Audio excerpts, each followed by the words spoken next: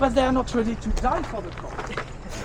And when they came in June 40 around here, you have the sea, the beach, French food, French alcohols, French ladies.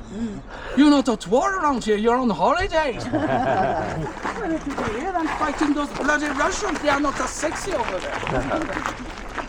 Those guys are too young or too old.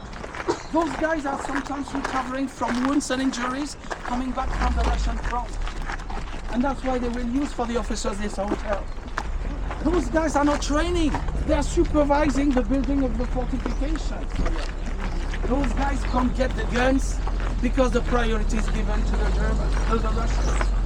So it means you will get guns from one country, ammunition from another one, sometimes not compatible.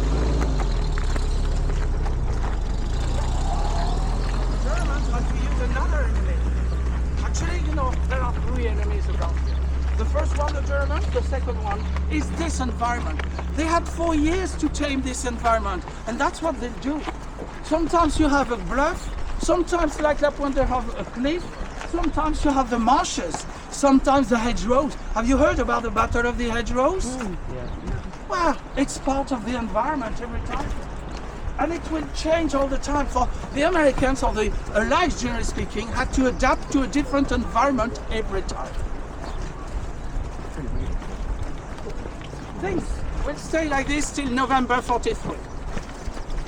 November 43, a famous German general will be appointed at the control of the fortification from Spain to Norway. And this guy will come twice in Normandy, January 44 and April, May 44. This man, Erwin Rommel. And Rommel, when he saw this place for the first time in January, he said, you know what? I know now that the Allies can land here, because this place is similar to another place in Italy, Salerno, and you landed there. So he decided to strengthen this position. And for that, he delivered a speech trying to motivate the soldiers. Someone young to read that. Oh! Come here. Loud, big voice. Right, well, for the accents, not gonna do that. Oh, it's okay. If you think they will arrive in good weather, taking the shortest route, and they will warn you in advance, you're mistaken. The Allies will land in terrible weather, choosing the longest route. The landing will take place here in Normandy, and that day will be the longest day. In April 1944. April 44. He had nailed everything. Bad weather, it's easy. We blame the British for that, okay? You know, Normandy and longer distance compared with Calais. Rommel had understood you could land here. And that day will be the longest day. Now you know the title of the book and the film came from a quote from Rommel. Yeah. By the way, who wrote The Longest Day? It's an American fictional writer, Cornelius Ryan, Saving Private Ryan. It can't be a coincidence. It has to refer to, do not, come on, Spielberg could have chosen millions of other names. Okay, so, Rommel decided to strengthen this position. You had only 600 guys at first. He will bring 600 extra guys.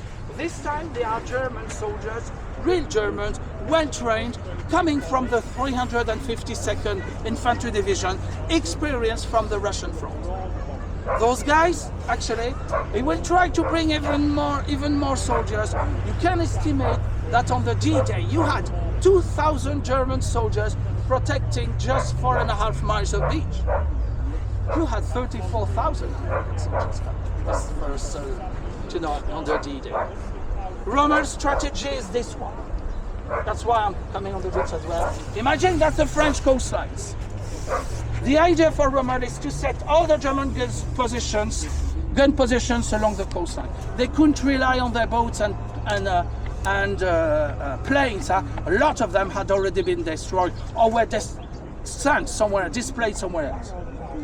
The idea was, after the failure of Dieppe, the Allies would come here, and the idea of Rommel is to block you once again on the beach. But this time for Normandy, he wanted to use the Panzer Division and set them along the coastlines. The guy in charge of the Panzer Divisions actually was his superior, von Rundstedt, and he refused. He said, no, we still don't know where they're going to land, and I don't want to split all my divisions along here, too vulnerable on their own. I'd rather keep them all together. We create a massive group of Panzer Divisions, a big block of them. If the Allies are coming from the channel, we will let them come inland, and at this moment we will attack them. My idea, said von Rundstedt, is to destroy the American equipment and then push them back to the sea. With your idea, Rommel, the American equipment is still on the boats intact. I want to get rid of that. So at the end of the day, who will take the final decision? It's not Rommel, not von Rundstedt, Hitler. And Hitler will give 2 divisions to Rommel. But those divisions will not stay along the coastline, they will stay behind Caen. Caen is the main town, British sector of Sword. The British were supposed to take Caen within a day. It will take a month, because they have the panzers over there. The Americans around here will find some tanks, but not compatible, coming from different countries, not as powerful and not as well organized. That was an advantage.